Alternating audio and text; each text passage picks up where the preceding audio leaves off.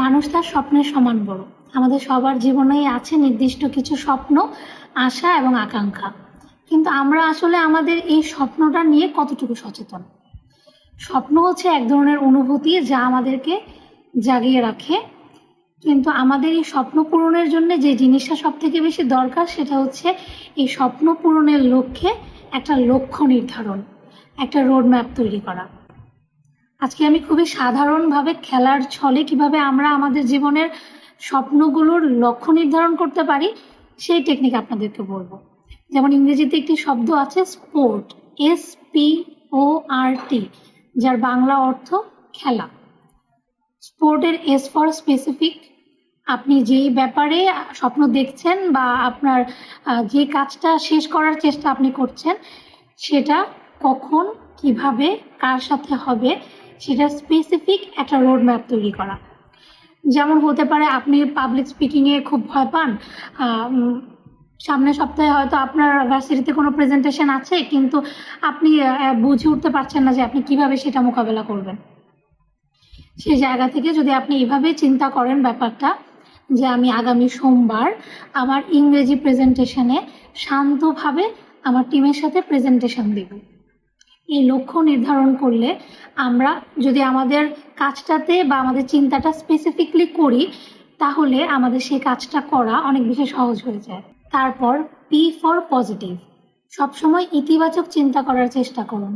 যেমন হতে পারে আপনি ভাবছেন যে আমি রাগ কম করতে চাই, এভাবে না বলে আপনি বলার চেষ্টা করুন যে আমি নিজেকে আরো শান্ত করতে চাই। বা অনেক সময় আমরা বলি যে আমি আরো ভুল কম করতে চাই, সেটা না বলে যদি আমরা এভাবে চিন্তা করি যে আমি আমার দক্ষতা বাড়াতে চাই, আমি আমার আত্মবিশ্বাস বাড়াতে চাই। চিন্তা ভাবনাটা আমি কোথা থেকে এসেছি বা আমার ভুলটা কোন জায়গায় ছিল সেখানে না হয়ে আমি ঠিক কোন জায়গায় যেতে চাই সেই জায়গায় যদি আমি চিন্তা ভাবনা করি তাহলে সেটা আমাকে আমার লক্ষ্যের দিকে সচল থাকতে এবং আত্মবিশ্বাসী থাকতে সাহায্য করবে। তারপর O ফর অবজারভেবল।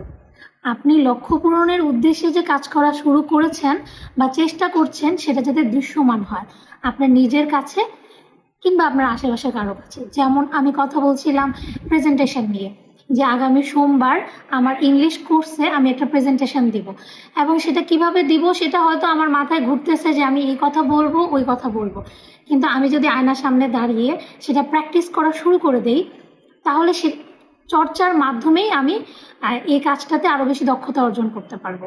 সো আমার কাজটা যদি দৃশ্যমান হয় তাহলে সেটা আমাকেও মোটিভেট করবে এবং আমি যে কাজটা শুরু করে দিয়েছি সেটার লক্ষ্যের দিকে আমি আরো বেশি সুন্দরভাবে আগাতে পারবো। আর ফর রিয়েলিস্টিক। বাস্তববাদী চিন্তা করার চেষ্টা করব। যেমন আমার প্রেজেন্টেশনে একটা এনজাইটি ফিল হয় এবং সেই জায়গা থেকে হয়তো বা আমার প্রিপারেশন অনুযায়ী ডেলিভারিটা ঠিক রকম থাকে না, তখন আমার টিচার আমাকে একটা জাজমেন্ট দিতে পারে যেহেতু উনি আমার প্রেজেন্টেশন দেখেই আমাকে নাম্বার দিবে। বা হতে পারে যে আমার টিমমেটরা আমাকে কোনো একটা মন্তব্য করে বসছে যে তোমার এই জায়গাটা সমস্যা হচ্ছে। সেই জায়গাটাতে নিজের দুর্বলতাটা না দেখে আমি আগে থেকে এখন আমার এই এনজাইটি বা এই প্রেজেন্টেশন নিয়ে সচেতন, আমি চেষ্টা করছি এবং এখন আমি এইবার যতটুকুই পেরেছি আমি সামনের বার আরো ভালো করতে পারবো, সেই রকম বাস্তবসম্মত চিন্তাভাবনা করতে হবে। এবং T ফর টাইম। একটা নির্দিষ্ট সময় আমাদেরকে ধরে নিতে হবে যে আমি এই সময়ের মধ্যে আমার এই লক্ষ্যটা নিয়ে কাজ করব, এবং সময় নির্ধারণ করার সময় একটা ব্যাপার আমাদের মাথায় রাখতে হবে যে অবশ্যই আমি অনেক বেশি আমার প্রয়োজনের থেকে অনেক বেশি সময় নিব না, সেটা অবশ্যই আমি এরকম সময় নির্ধারণ করব যেই সময়ের মধ্যে আমাকে কাজটা শেষ করা প্রয়োজন, এবং আমি এমন একটা সময় নির্ধারণ করব যেই সময়ের মধ্যে আমি কাজটা শেষ করতে পারবো।